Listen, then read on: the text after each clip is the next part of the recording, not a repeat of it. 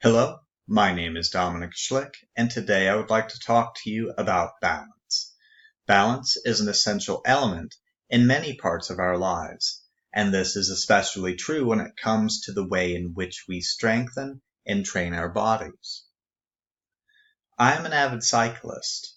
I was introduced to the sport when I was stationed in Sicily, Italy, and it has become an essential element of my life. It aids in my cardiovascular health, helps me to maintain a healthy body weight, and improves my overall mental well-being. In addition to these benefits, cycling allows me to get out of the house and explore the road surrounding me in a manner that would have been impossible by driving. This has given me a real appreciation for the beauty of the changing seasons and nature in general. However, as great as these benefits are, cycling does have its shortcomings. From a muscular perspective, cycling operates in a very narrow band of physiological adaptation, this coming from the stimulus of your legs propelling the bike forward by applying pressure to the pedals. This stimulus acting in a very limited range of motion. This limited range of motion can easily lend itself to the development of muscular imbalances. These imbalances being the result of the overdevelopment of the primary muscle groups in use and the range of motion in which those muscles operate, and the underdevelopment of the muscles that are secondary to performing that action. A body in motion can be viewed as a symphony orchestra, each muscle acting like an instrument that works in concert with all others to create a harmonious whole. However, if even one of those instruments is out of tune, it could throw all the other players out of balance and wreck the performance. The same applies to the way your muscles work together. That out of tune muscle having potentially disastrous effects.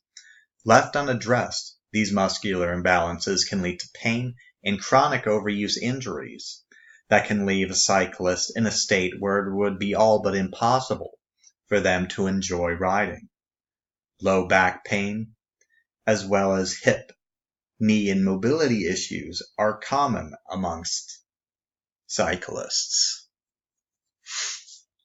This is why it is essential that cyclists perform off-the-bike strength and conditioning to aid in balancing out the work performed on the bike. So how do we learn what to do off the bike to provide us with the balance that our bodies need? This starts with an assessment performed by either a personal trainer or a physical therapist. Many of us have postural issues that have accumulated throughout our lifetime, especially now that we live in a society full of technology that lends itself to a sedentary lifestyle. These types of postural distortions can be amplified in cyclists due to the limited range of muscular stimulation mentioned before. Personal trainers and physical therapists can aid you in addressing these postural issues. These individuals will provide you with a number of assessments to identify your strengths and weaknesses in terms of your current mobility. Armed with this information, your personal trainer or physical therapist will be able to prescribe a program to address any postural distortions you may have. This will usually consist of stretching and strengthening exercises designed specifically to target these areas of concern. From there, you can move on to body weight-based exercises that will continue to aid in addressing these postural issues, as well as work towards performance gains on and off the bike. Some examples of this kind of exercise might consist of hip hinges, lunges, pull-ups, and squats. This type of body weight fitness training will have substantial benefits to your overall lifestyle. With this type of training, you will learn how to make your muscles work in concert to provide you with the balance we are talking about, and you will gain more tone to your muscles and develop a better kinesthetic awareness of how your body moves. Plus, the addition of lean muscle mass will aid you in managing a steady body weight. Having integrated this type of training consistently, along with a proper stretching routine to keep your body strong and in balance, you could then have the option of integrating free weights, such as machine-based resistance training, and provide yourself with the necessary progressive overload needed to increase performance gains. Some examples of free weights might be doing kettlebell swings and goblet squats, and a common machine would be a cable machine used for lat pull downs and cable rows. This sort of external resistance training aids in giving you many of the underdeveloped muscle groups the stimulation they need to keep our bodies in balance. Many of the muscles in our posterior chain are chronically underworked when cycling.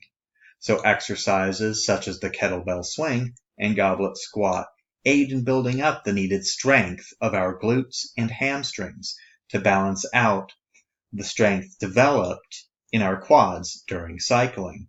And machine-based exercises such as the lat pull down aid in strengthening the muscles in our back and shoulders, another culprit of chronic underwork when riding the bike. Integrating this type of strength and conditioning work to your routine will help to ensure that you are able to perform at your best, pain-free, for many years to come.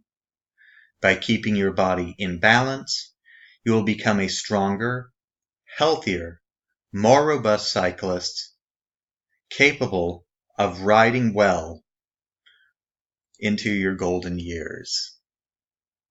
So thank you so much for listening, and ride on.